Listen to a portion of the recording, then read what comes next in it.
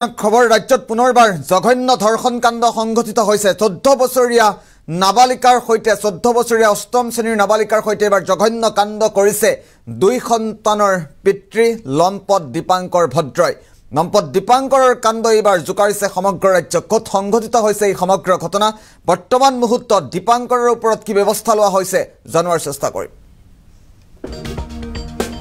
ৰাজ্যত পুনৰবাৰ জঘন্য ধৰ্ষণ কাণ্ড সংঘটিত হৈছে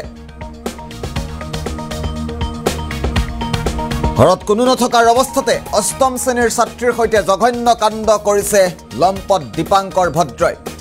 দুই সন্তানৰ পিতৃ দীপাংকৰ ভদ্ৰৰ কাণ্ড এইবাৰ জুকাৰিছে সমগ্ৰ ৰাজ্য 14 বছৰীয়া ছাত্ৰীগৰাকীক যৌন নিৰ্যাতন লম্পট দীপাংকৰৰ বিজনীত সংঘটিত হৈছে এই জঘন্য ধৰ্ষণ কাণ্ড ইতিমধ্যে লম্পটটোক কৰায়ত্ব কৰি জেল হাজতলৈ প্ৰেৰণ কৰা হৈছে পুনৰবাৰ উল্লেখ কৰিব বিচাৰিছো ৰাজ্যত পুনৰবাৰ জঘন্য ধৰ্ষণ কাণ্ড সংঘটিত হৈছে আমি ইতিমধ্যে উল্লেখ কৰিছো পিতৃ মাতৃ ঘৰত নথকা অৱস্থাতে অষ্টম শ্ৰেণীৰ ছাত্ৰীৰ সৈতে জঘন্য কাণ্ড কৰিছে লম্পট দীপাংকৰ ভদ্ৰই আৰু সমগ্ৰ কাণ্ডক লৈ ৰাজ্যত উলপাৰ লগা পৰিলক্ষিত হৈছে লম্পট দীপাংকৰৰ কাণ্ড এইবাৰ জুকাৰিছে সমগ্ৰ ৰাজ্য 14 বছৰীয়া ছাত্ৰীগৰাকীক যৌন নিৰ্যাতন লম্পট দীপাংকৰ দুই সন্তানৰ পিতৃ তাৰ পাছতো ইমানৰ পাছতো লম্পট দীপাংকৰে সংগঠিত কৰিছে এই কাণ্ড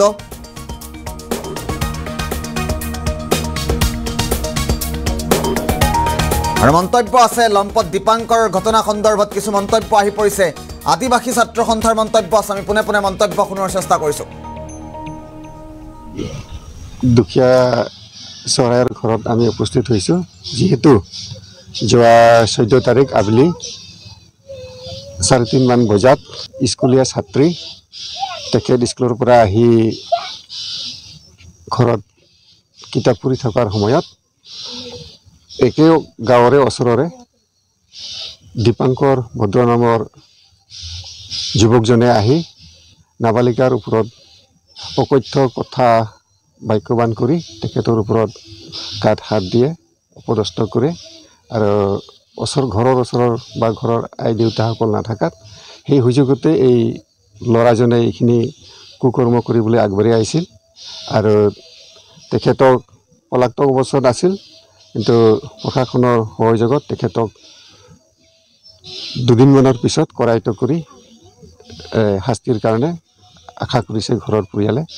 তে এই সুযোগতে আমি আদিবাসী ছাত্ৰ সন্থাৰ ফালৰ পৰা নাবালিকাৰ ওপৰত অত্যাচাৰ বা অশালীন ব্যৱহাৰ কৰাক আমি গৰিহণা দিছোঁ আৰু তেনেকুৱা কাণ্ড কাৰখানাক চলাই লৈ যোৱা যাতে অদূৰ ভৱিষ্যতে নহয় আৰু তেখেতে পৰিয়ালৰ ফালৰ পৰা আৰু সংগঠনৰ ফালৰ পৰা আমি উচিত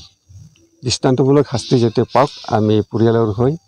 আৰু সংগঠনৰ হৈ আমি প্ৰশাসনৰ ওচৰত দাবী জনাইছোঁ আজি আমি এই দুখীয়া চৰাইৰ ঘৰত আমি উপস্থিত হৈছো যেহেতু যোৱা 14 তাৰিখ আবেলি 3:30 মান বজাত স্কুলীয়া ছাত্ৰী তেখেত স্কুলৰ পৰা আহি ঘৰত কিতাপ পঢ়ি থকাৰ সময়ত একে গাঁৱৰে ওচৰৰে দীপাংকৰ ভদ্ৰ নামৰ যুৱকজনে আহি নাবালিকাৰ ওপৰত অকথ্য কথা বাক্যবান কৰি তেখেতৰ ওপৰত গাত হাত দিয়ে অপদস্থ কৰে আৰু ঘৰৰ বা ঘৰৰ আই দেউতাসকল নাথাকাত সেই সুযোগতে এই ল'ৰাজনে এইখিনি কুকৰ্ম কৰিবলৈ আগবাঢ়ি আহিছিল আৰু তেখেতক পলাতক অৱস্থাত আছিল কিন্তু